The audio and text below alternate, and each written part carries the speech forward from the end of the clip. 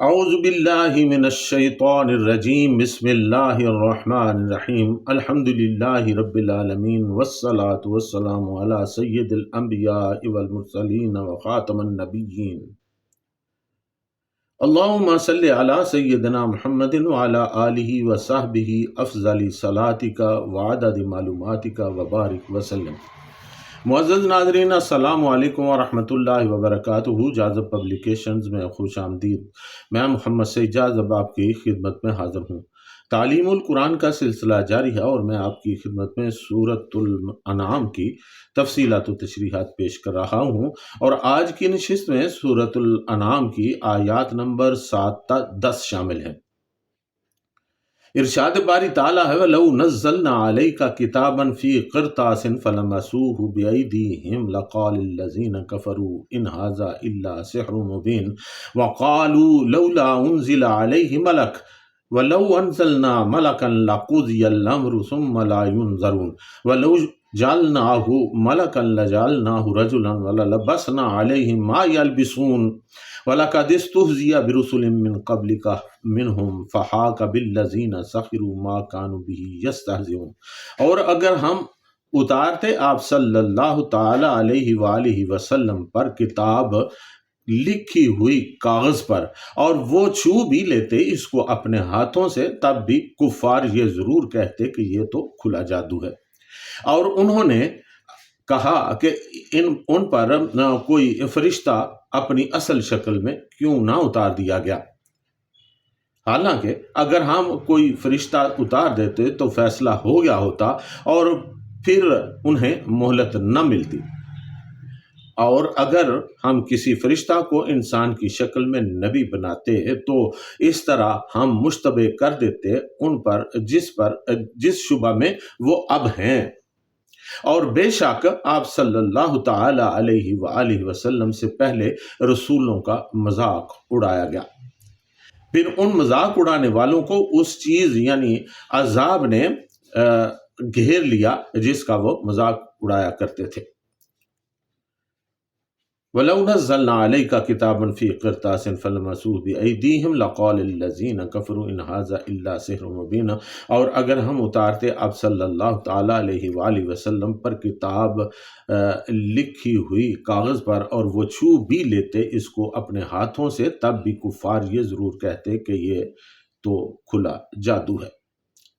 ناظرین، القرطاس کاغذ کو کہتے ہیں، یا پھر ہر وہ چیز جس پر لکھا جائے القرطاس کہلاتا ہے۔ صاحب محیط رحمت اللہ علیہ نے کہا ہے کہ کسی چیز کو القرطاس اس وقت کہا جاتا ہے جب کہ اس پر کچھ لکھا گیا ہو، یعنی جس پر کچھ بھی نہ لکھا گیا ہو وہ صرف کاغذ کہلاتا ہے۔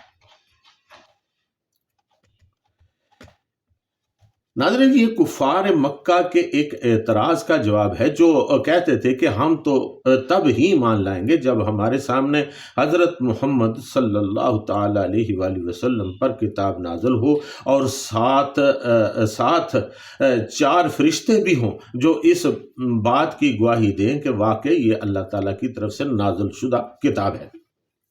اللہ تعالیٰ نے اس کا جواب دیا ہے کہ یہ کافر اس قدر ہٹ درم واقع ہوئے ہیں کہ اگر ہم ان کا مطالبہ پورا بھی کر دیں اور وہ کتاب کو چھو کر دیکھ بھی لیں کہ یہ محض نظر بندی کا چکر نہیں بلکہ ایک حقیقت ہے، تب بھی وہ یہ کہہ دیں گے کہ یہ تو سب کھلا جادو ہے اور تم جادوگر ہو۔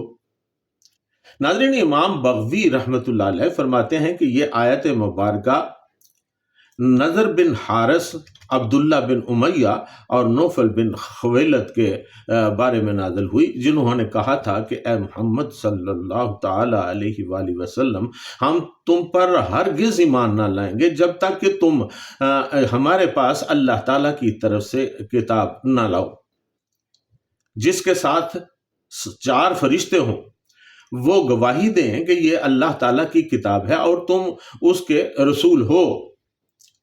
اس پر یہ آیت مبارکہ نازل ہوئی اور بتایا گیا کہ یہ سب حیلے بہانے ہیں کیونکہ اگر کاغذ پر لکھی ہوئی کتاب بھی اتار دی جاتی اور وہ اسے اپنے ہاتھوں سے چھو کر اور ٹٹول کر دیکھ لیتے تو بھی یہ کہتے کہ یہ نظر بندی کا کمال ہے، اور یہ کہ کتاب اترتی تو دکھائی دی لیکن حقیقت میں کچھ بھی نہیں تھا، جیسے انہوں نے معجزہ شق القمر یعنی چاند کے 2 ٹکڑے ہو جانے کو جادو کہہ دیا تھا۔ اسی طرح اس پر بھی ایمان نہ لاتے۔ ناظرین، بعض لوگوں کو غلط فہمی ہے دور نبوی صلی اللہ تعالی علیہ وآلہ وسلم میں قرآن مجید ہڈیوں، پتھروں اور کھالوں پر تحریر نہیں کیا گیا تھا، بلکہ کاغذ پر کتابی شکل میں نازل ہوا تھا۔ اس کی وجہ وہ لوگ یہ بتاتے ہیں کہ نزول قرآن سے 350 سال پہلے کاغذ ایجاد ہو چکا تھا اور کاغذ پر تحریر شدہ کوئی کتاب بھی پہلے سے موجود تھی۔ ناظرین، یہ بات قطعی طور پر غلط ہے۔ منکرین اسلام یعنی یہود و نصارہ اور مشرکین کا یہی تو مطالبہ تھا کہ قرآن مجید اگر اللہ تعالیٰ کا کلام ہے تو یہ پورا کا پورا ایک ہی بار صفحہ کرتاس پر کتابی شکل میں کیوں نازل نہیں ہوا؟ یہ تھوڑا تھوڑا کر کے نبی اکرم صلی اللہ تعالی علیہ وآلہ وسلم کی زبان اقدس سے کیوں ادا ہو رہا ہے؟ ان کے خیال میں یہ اللہ تعالیٰ کا کلام نہیں بلکہ جناب رسول اللہ صلی اللہ تعالی علیہ وآلہ وسلم خود ہی اپنی طرف سے کلام کرتے ہیں۔ اللہ رب العزت نے اس اعتراض کو دور کرنے کے لیے ارشاد فرمایا وَلَوْ نَزَّلْنَا عَلَيْكَ كِتَابًا فِي قِرْطَاسٍ فَلَمَسُوهُ بِأَيْدِيهِمْ لَقَالَ الَّذِينَ كَفَرُوا إِنْ هَذَا إِلَّا سِحْرٌ مُبِينٌ۔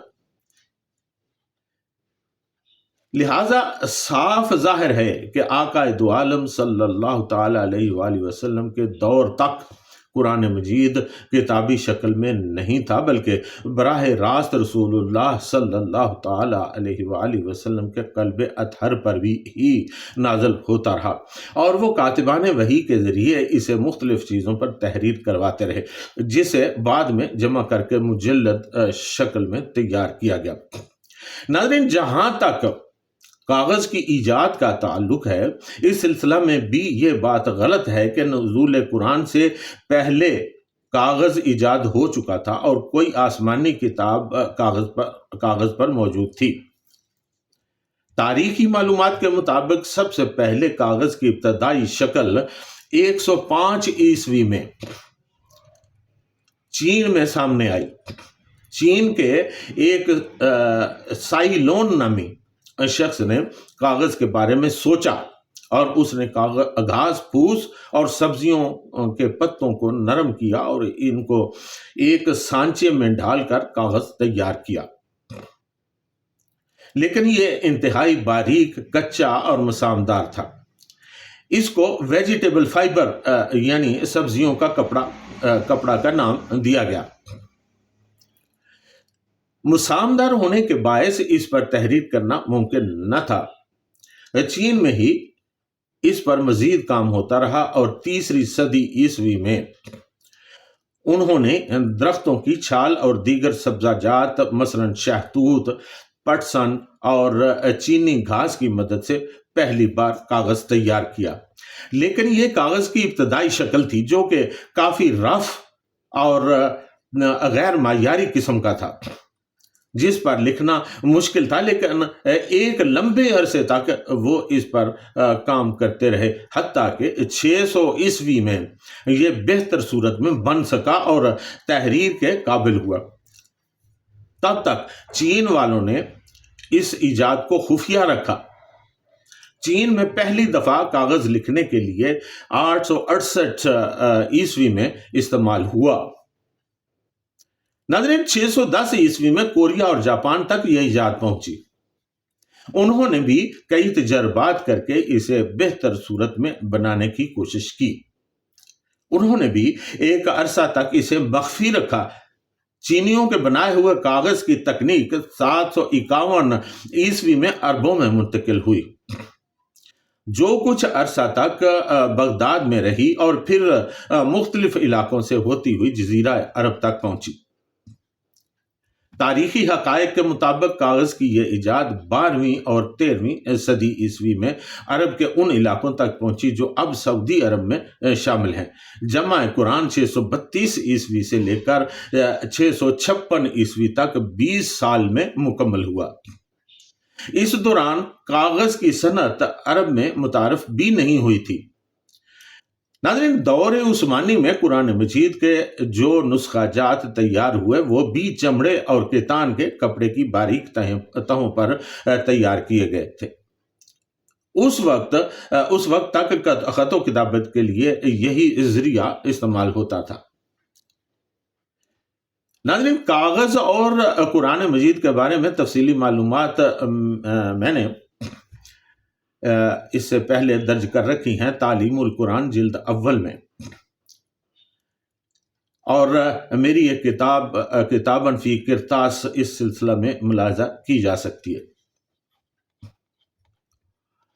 وَقَالُوا لَوْلَا أُنزِلَ عَلَيْهِ مَلَكٌ وَلَوْ أَنزَلْنَا مَلَكًا لَقُضِيَ الْأَمْرُ ثُمَّ لَا يُنظَرُونَ، اور انہوں نے کہا کہ ان پر کوئی فرشتہ اپنی اصل شکل میں کیوں نہ اتارا گیا، حالانکہ اگر ہم کوئی فرشتہ اتار دیتے تو فیصلہ ہو گیا ہوتا اور پھر انہیں مہلت نہ ملتی۔ ناظرین، یہ کفار کے دوسرے اعتراض کا جواب ہے۔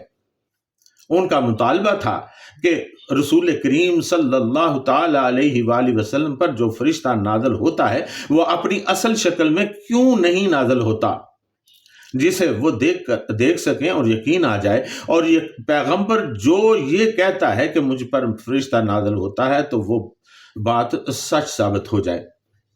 اس اعتراض کے جواب میں اللہ تعالیٰ نے فرمایا کہ اگر فرشتہ اپنی اصل شکل میں بھی آتا تو یہ دہشت کے مارے فوراً ہلاک ہو جاتے اور انہیں ایمان لانے یا انکار کرنے کی مہلت ہی نہ ملتی۔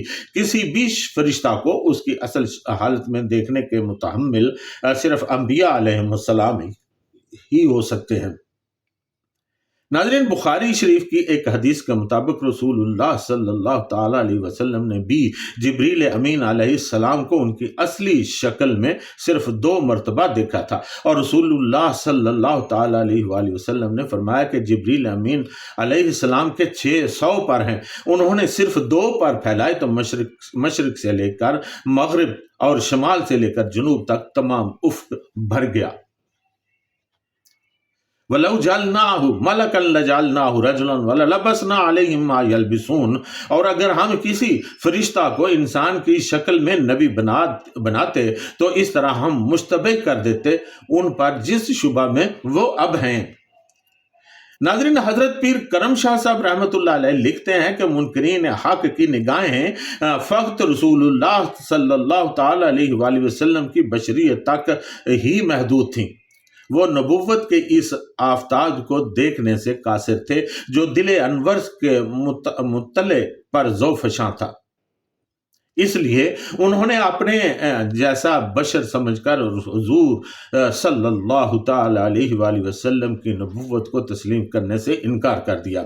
اللہ تعالیٰ نے ارشاد فرمایا کہ اگر ہم کسی فرشتہ کو بھی نبی بنا کر تمہاری ہدایت کے لیے بھیج دیتے تو اس کی 2 صورتیں تھیں، یا تو وہ اپنی ملکی یعنی فرشتوں جیسی شکل میں مبعوث ہوتا یا انسانی شکل میں۔ پہلی صورت میں اس کی ہیبت و جلال کی وجہ سے اس سے استفادہ ناممکن ہوتا، اور دوسری صورت میں پھر وہ انہیں شبہات میں مبتلا ہو جاتے جن میں وہ اب مبتلا ہیں۔ ناظرین، مولانا عبد الرحمن کیلانی رحمۃ اللہ علیہ لکھتے ہیں کہ فرشتہ نازل کرنے کی دوسری صورت یہ تھی کہ وہ انسانی شکل میں آتا، جیسے جبریل امین علیہ السلام آپ صلی اللہ تعالی علیہ وآلہ وسلم کے پاس حضرت دحیہ کلبی رضی اللہ تعالیٰ عنہ کی شکل میں کبھی کبھار آتے تھے، یا حضرت ابراہیم علیہ السلام، حضرت لوط علیہ السلام اور حضرت داؤد علیہ السلام کے پاس انسانی شکل میں آئے تھے۔ اور اگر فرشتہ پیغمبر بن کر انسانی شکل میں آتا تو اس پر بھی وہ تمام اعتراضات وارد ہو سکتے تھے جو رسول اللہ صلی اللہ تعالی علیہ وآلہ وسلم پر وارد ہوتے رہے۔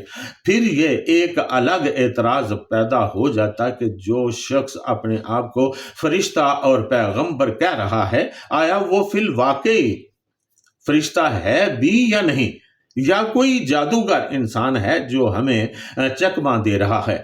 گویا ان کا وہ اشتباہ پھر بھی بدستور باقی رہتا جو انہیں اب پڑا ہوا ہے۔ نیز اگر کوئی رسول فرشتہ ہو تو اتمام حجت کا معاملہ ہی ختم ہو جاتا۔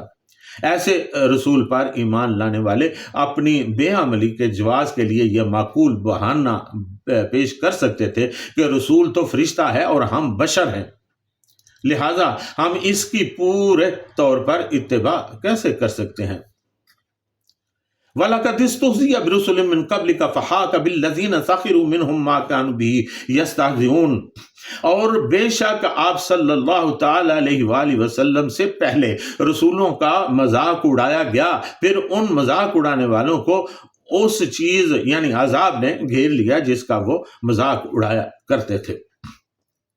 ناظرین، کفار نبی کریم صلی اللہ تعالی علیہ وسلم کا مذاق اڑاتے تھے، جس سے حضور سرور کائنات صلی اللہ تعالی علیہ وآلہ وسلم رنجیدہ ہو جاتے تھے۔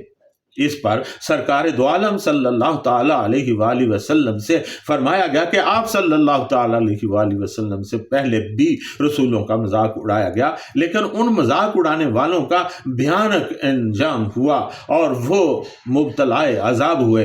اس میں نبی کریم صلی اللہ تعالی علیہ وسلم کی تسلی اور تسکین خاطر ہے کہ آپ صلی اللہ تعالی علیہ وآلہ وسلم رنجیدہ و ملول نہ ہوں۔ کفار کا پہلے انبیاء علیہ السلام کے ساتھ بھی یہی دستور رہا ہے اور اس کا وبال کفار کو اٹھانا پڑا ہے۔ نیز ان مشرکین کو بھی تنبیہ ہے کہ وہ پچھلی امتوں کے حال سے عبرت حاصل کریں اور نبی کریم صلی اللہ تعالی علیہ وآلہ وسلم کے ساتھ ادب کا طریقہ ملحوظ رکھیں تاکہ پہلی امتوں کی طرح مبتلا عذاب نہ ہوں۔ ناظرین، آپ نے آیات سنی، آیات کا ترجمہ سنا اور اس کی تفصیلات و تشریحات بھی آپ نے سنی۔ ناظرین، آج کے دور میں ہمارے اندر بھی کچھ لوگ ایسے موجود ہیں جو دین اسلام، قرآن مجید، نبی کریم صلی اللہ علیہ وسلم، صحابہ کرام اور دیگر سلف صالحین کے بارے میں شک و شبہ میں مبتلا رہتے ہیں اور طرح طرح کے فضول سوالات کرتے رہتے ہیں۔ وہ سوالات جو نہ صرف ان شخصیات جن کا میں نے نام لیا ہے ان کی حد تک ہے، دین کی حد تک ہے، اللہ تعالیٰ کا مذاق ہے، اللہ تعالیٰ کے رسول صلی اللہ تعالیٰ علیہ وآلہ وسلم کا مذاق اڑانے کے مترادف ہے۔ ناظرین، ہمیں کوشش کرنا چاہیے کہ ہم ان شبہات میں نہ پڑیں اور سیدھے سادھی باتیں کریں۔ اگر علم حاصل کرنا ہو تو اس کے بہت سے دوسرے طریقے موجود ہیں۔ علم حاصل کیجئے، قرآن کو پڑھیے، قرآن کی تفصیلات کو پڑھیے، قرآن کی تشریحات جاننے کی کوشش کیجئے، لیکن فضول سوالات سے بچیں، کیونکہ یہ ہمارے دین کے لیے بہت ہی مضر ثابت ہوتا ہے۔ خام خواہ کے شبہات دماغ میں پیدا کر کے ان پر پھر سوالات گھڑ کے لانا اور ان پر پھر مذاق اڑانا، یہ ہمارا طور طریقہ نہیں ہے۔